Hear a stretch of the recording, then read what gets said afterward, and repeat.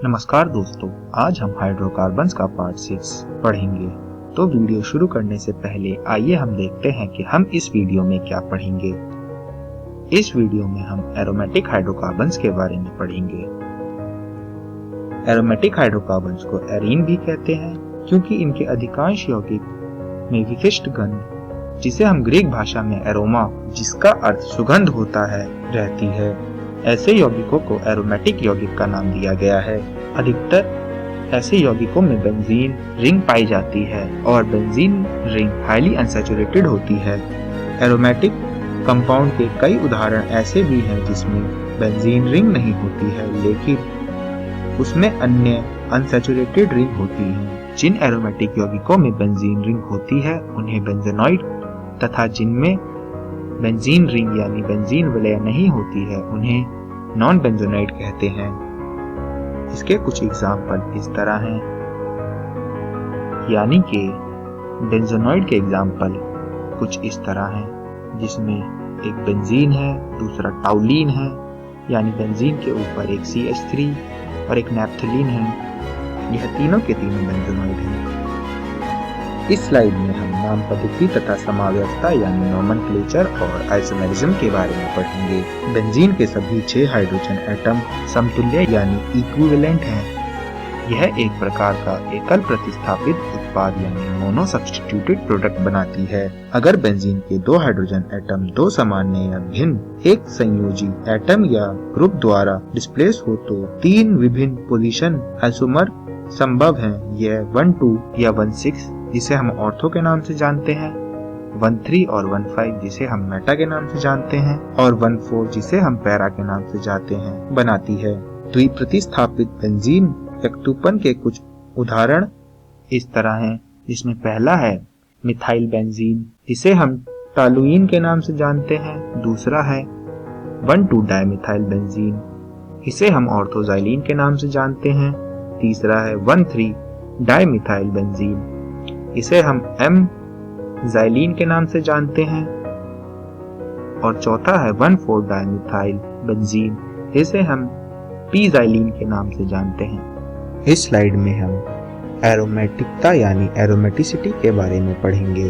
Benzene को जनक aromatic यौगिक मानते हैं। अब एरोमेटिक नाम सभी रिंग सिस्टम, चाहे उसमें बेंजीन रिंग हो या नहीं, में प्रयोग में लाया जाता है और यह कुछ गुण दर्शाते हैं, जिसमें पहला है समतलीयता यानी प्लेनैरिटी, दूसरा है विलय में इलेक्ट्रॉन का संपूर्ण विस्थानीकरण, और तीसरा है विलय में 4n+2 पाई इलेक्ट्रॉन, जहां n 0, 1, 2 से कहीं तक भी हो सकता है। इसे हम हकल नियम यानी हकल्स रूल द्वारा भी जानते हैं।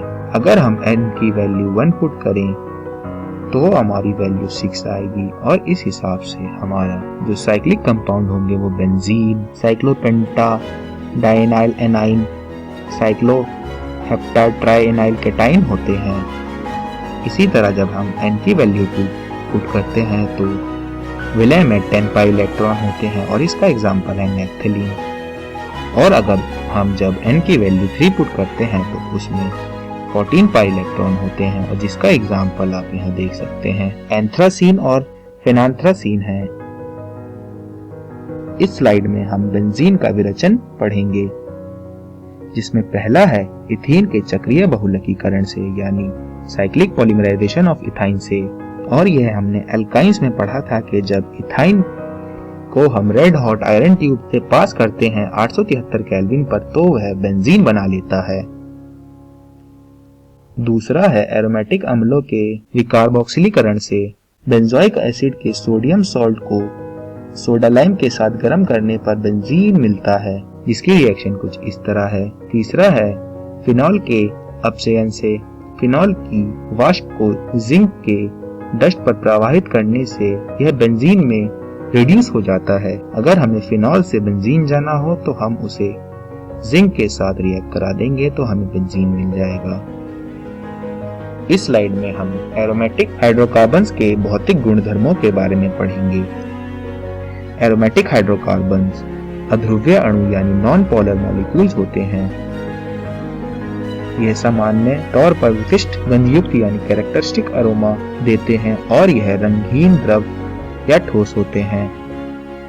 आप और हम नैप्थलीन की गोलियों को तो जानते होंगी। इसकी विशिष्ट गंध तथा शलभ प्रतिकर्षी गुणधर्म के कारण इसे शौचालय में तथा कपड़ों को सुरक्षित रखने के लिए उपयोग में लाते हैं।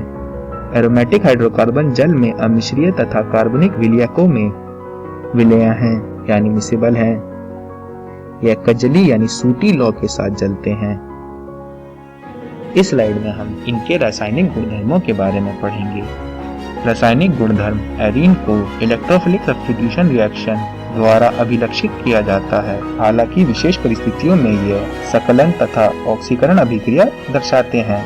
इलेक्ट्रॉन रागी प्रतिस्थापन अभिक्रिया यानी electrophilic substitution reaction commonly arene, नाइट्रोकरण, हैलोजन सल्फोनेशन, फ्रीडल-क्राफ्ट एल्कीनन, एसिटिलन आदि इलेक्ट्रॉन रागी प्रतिस्थापन अभिक्रिया दर्शाते हैं, जिसमें इलेक्ट्रॉन रागी एक आक्रमणकारी अभिक्रमक है।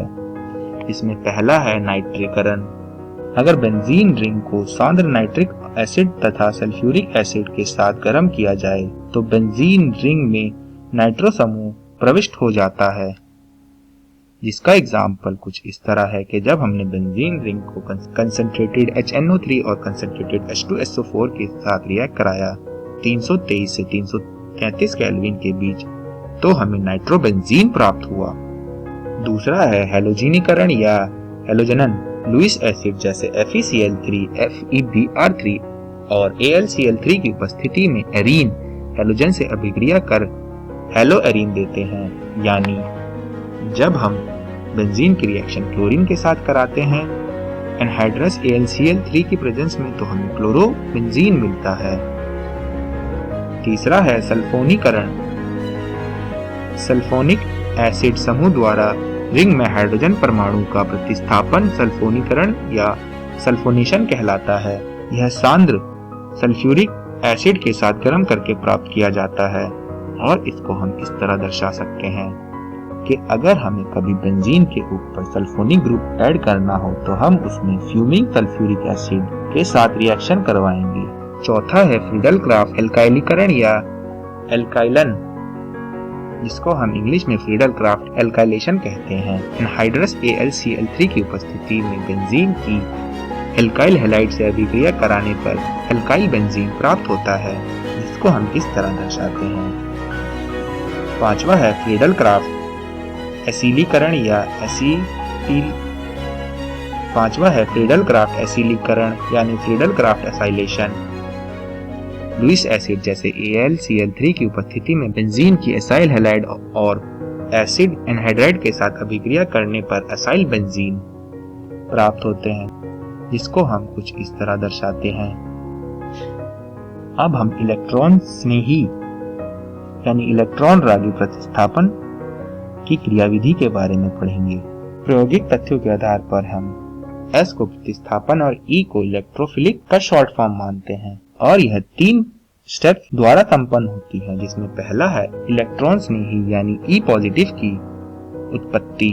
बेंजीन के क्लोरीनेशन, एल्काइलेशन तथा एसाइलेशन में एनहाइड्रस AlCl3 जो लुईस एसिड है आक्रमणकारी रिएजेंट के साथ ऐड होकर हमें इलेक्ट्रोफाइल देता है, जिसको हम कुछ इस तरह दर्शा सकते हैं कि जब एनहाइड्रस AlCl3 Cl2 के साथ रिएक्ट करता है तो वह Cl2 के बॉन्ड को तोड़ देता है और वह Cl पॉजिटिव और Cl नेगेटिव में टूट जाता है और Cl नेगेटिव AlCl3 के साथ कोऑर्डिनेशन बॉन्ड बनाकर जुड़ जाता है और वह AlCl4 कोऑर्डिनेटेड बॉन्ड बन जाता है और Cl पॉजिटिव क्लोरीनियम आयन बन जाता है।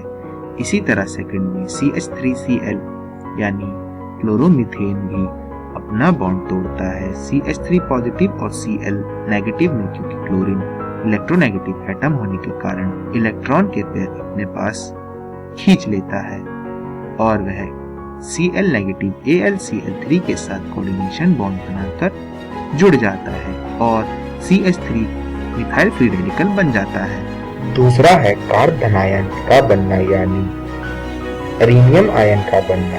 इलेक्ट्रोफाइल के आक्रमण से सिग्मा कॉम्प्लेक्स या अरेनियम आयन बनता है जिसमें एक कार्बन sp3 हाइब्रिडाइज अवस्था में होता है। जैसा कि आप इस रिएक्शन में देख सकते हैं कि जब एक इलेक्ट्रोफाइल ने बेंजीन पर रिएक्ट करा तो उसने एक अरेनियम आयन बनाया जिसमें एक कार्बन sp3 हाइब्रिडाइज्ड है, यानी एक कार्बन पर एक भी डबल बॉन्ड नहीं है। अरेनियम आयन इस प्रकार से रेजोनेंस द्वारा स्टेबिलिटी प्राप्त करता है, जैसा कि आप इन स्टेप में देख सकते हैं। सिग्मा कॉम्प्लेक्स या अरेनियम आयन के sp3 हाइब्रिडाइज्ड कार्बन परमाणु पर इलेक्ट्रॉन की डीलोकलाइजेशन रुक जाती है, जिसके कारण यह एरोमेटिक गुण खो देता है। तीसरा है प्रोटॉन का विलोपन यानी रिमूवल ऑफ प्रोटॉन। एरोमेटिक गुण को दोबारा स्थापित करने के लिए sigma complex sp3 hybridised carbon पर AlCl4 नेगेटिव अगर हैलोजन एल्कीनन तथा एसिलन हो रहा हो और HSO4 नेगेटिव अगर नाइट्रोजीनीकरण हो रहा हो के आक्रमण द्वारा प्रोटॉन का विलोपन करता है, जैसा कि आप इन दोनों रिएक्शन में देख सकते हैं। अब हम योगज अभिक्रिया के बारे में पढ़ेंगे। विगरस कंडीशन जैसे हाई टेम्परेचर, हाई प्रेशर पर निकल कैटलिस्ट की उपस्थिति में बेंजीन हाइड्रोजीनीकरण यानी हाइड्रोजनन द्वारा साइक्लोहेक्सेन बनाती है। इसको आप इस तरह देख सकते हैं। यूवी रेज की उपस्थिति में 3 क्लोरीन मॉलिक्यूल बेंजीन रिंग पर ऐड होकर बेंजीन हेक्साक्लोराइड यानी C6H6Cl6 बनाते हैं, जिसे गैमेक्सीन भी कहते हैं। अगला है दहन। बेंजीन को वायु की उपस्थिति में गर्म करने पर कजली यानी सूटी लॉ के साथ CO2 और H2O बनता है, जैसा कि आप इस रिएक्शन में देख सकते हैं। किसी हाइड्रोकार्बन का सामान्य दहन अभिक्रिया को हम इस तरह लिख सकते हैं। इस स्लाइड में हम एकल प्रतिस्थापित बेंजीन में क्रियात्मक समूह का निर्देशात्मक प्रभाव पढ़ेंगे।